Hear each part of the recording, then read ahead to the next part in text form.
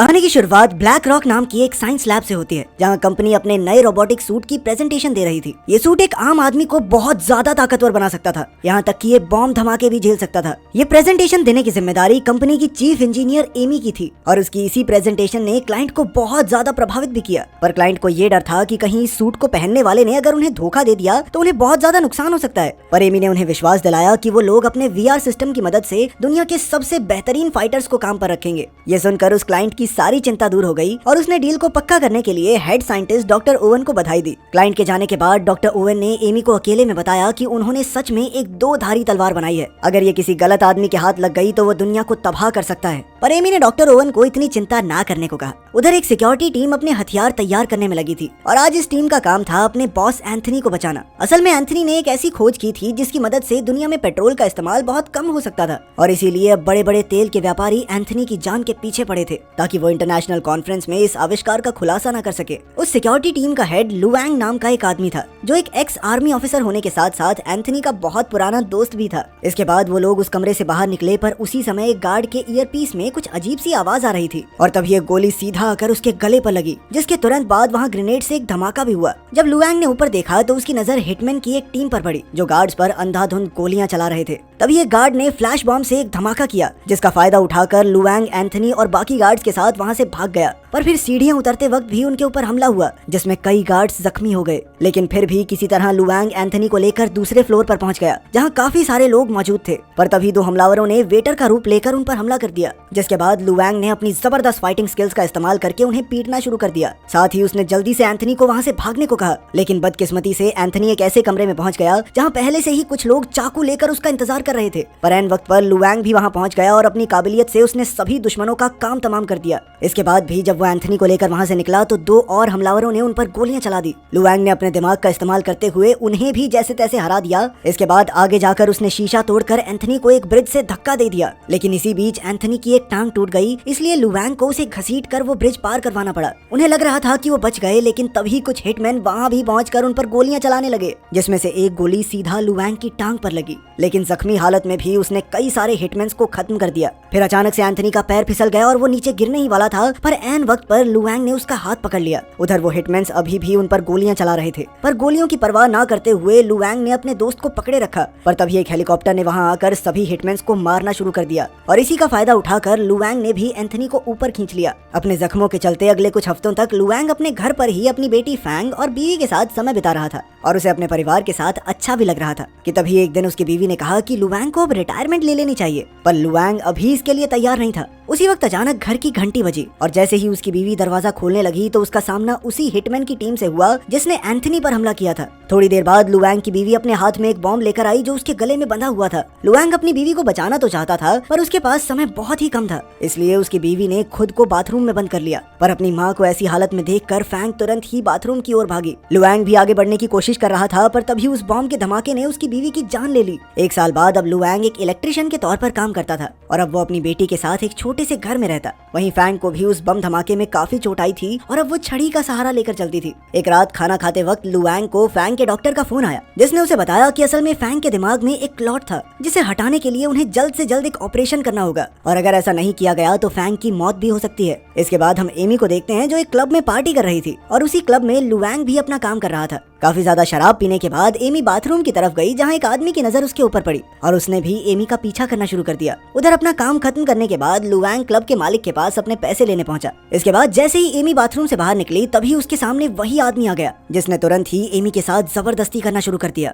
पर उसी समय लुवांग भी पास से ही गुजर रहा था और एमी की आवाज सुनते ही वो वहां पहुंच गया और उसने तुरंत ही उस आदमी को पीटना शुरू कर दिया। वो उसे मारते हुए वापस क्लब में ले आया जहाँ उस आदमी के काफी साथी भी मौजूद थे। उन्होंने भी लुवांग पर हमला कर दिया, पर अपनी लड़ने की काबिलियत से लुवांग ने बड़ी ही आसानी से सबको पीट पीट कर खत्म कर दिया। पर फिर एक आदमी को मारते हुए अचानक से लुवांग को अपनी पत्नी का चेहरा याद आ गया, जिसके बाद उसके सर में बहुत तेज दर्द होने लग गया और फिर वो इसी दर्द में क्लब से बाहर आ गया जहाँ उसने किसी तरह से अपनी दवाई खाई और फिर वो वहाँ से चुपचाप चला गया। अगली सुबह लुवांग वापस अपने काम पर चला गया, लेकिन जब बाद में वो घर लौटा तो उसने देखा कि उसके घर का ताला पहले ही खुला हुआ था। लुवांग तुरंत ही चौकन्ना हो गया, पर जैसे ही वो फैंग के कमरे में गया तो उसने देखा कि एमी फैंग को एक कहानी सुना रही थी। जिसके बाद लुवांग ने एमी को थैंक्स भी कहा, क्योंकि पिछले कई दिनों से फैंग बहुत ज्यादा उदास थी और एमी से मिलने के बाद से वो काफी खुश हो गई थी। मगर एमी को ये समझ नहीं आ रहा था कि आखिर लुवांग जैसा इतना काबिल आदमी ऐसी बेकार सी जिंदगी क्यों जी रहा है। लुवांग का कहना था कि मुझे इस सब के अलावा और कुछ नहीं आता, पर एमी चाहती थी कि वो उसकी कंपनी के लिए सिक्योरिटी हेड का काम करे, जिसके लिए लुवांग ने साफ इनकार कर दिया। पर फिर भी एमी ने उसे एक बार फिर से सोचने को कहा और साथ ही उसने अपना कार्ड भी वहाँ छोड़ दिया, ताकि अगर लुवांग का मन बदले तो वो उसे कॉल कर सके। जैसे ही एमी वहाँ से निकलने वाली थी तो उन्हें फैंग के कमरे से एक आवाज आई, और जब वो दोनों वहाँ पहुँचे तो उन्होंने देखा कि फैंग जमीन पर पड़ी हुई थी।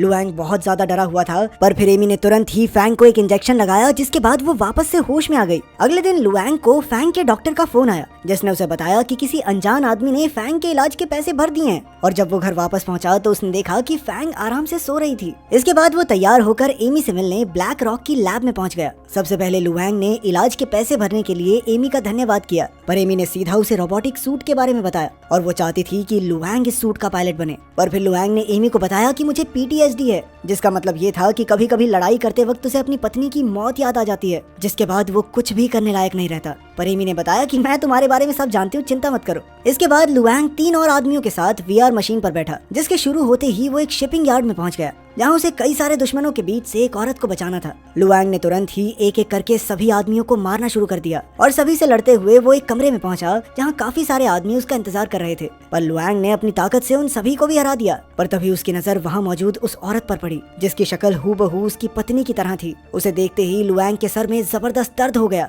जिसके बाद वो झटके से मशीन से उठ खड़ा हुआ। अब लुवांग वहां से जाना चाहता था और इसीलिए वो चिल्ला चिल्ला कर दरवाजा खोलने को कहने लगा, लेकिन तभी वहां एक बहुत बड़ा धमाका हुआ, जिसके बाद कुछ हिटमैन्स ने वहां आकर अंधाधुंध गोलियां चलानी शुरू कर दी। पर किसी तरह उनसे बचते हुए लुवांग वहां से बाहर आ गया, जिसके बाद हिटमैन के लीडर ने लैब में बॉम्ब लगाकर उसे उड़ा दिया। इधर लुवांग को काफी चोट आई थी, लेकिन फिर भी उसने बिना शोर मचाए अकेले ही अपनी मरहम पट्टी की। उधर हमलावरों ने लैब में घुसकर सभी साइंटिस्ट को बंदी बना लिया था, और जब लुवांग बाहर आया तो उसकी नजर लाशों पर पड़ी, जिसके बाद उसने बंदूक उठाकर उन हमलावरों के पीछे जाने का फैसला किया। और जैसे ही वो कैमरा रूम में पहुंचा तो उसने देखा कि हमलावरों ने सभी को कैदी बना रखा था, जिसमें एमी और डॉक्टर ओवेन भी मौजूद थे। इसके बाद लीडर ने डॉक्टर ओवेन को पकड़कर बताया कि वो वहां पावर कोर हासिल करने आया था, जिसे देने से डॉक्टर ओवेन ने साफ इनकार कर दिया। इससे गुस्सा होकर लीडर ने बाकी 2 साइंटिस्ट को गोली मार दी। ये देखकर आखिरकार डॉक्टर ओवेन उसे पावर कोर देने के लिए तैयार हो गए। उधर एक हिटमैन ने लुवांग को पकड़ लिया था, पर अपनी रफ्तार का इस्तेमाल करके लुवांग ने तुरंत ही उस पर हमला कर दिया। पर जैसे ही लीडर को गोली की आवाज आई तो उसने हिटमैन से इस बारे में पूछा, जिसके जवाब में हिटमैन ने उसे सब कुछ सही होने की खबर दी, पर असल में लुवांग ने उसे अपना कैदी बना रखा था।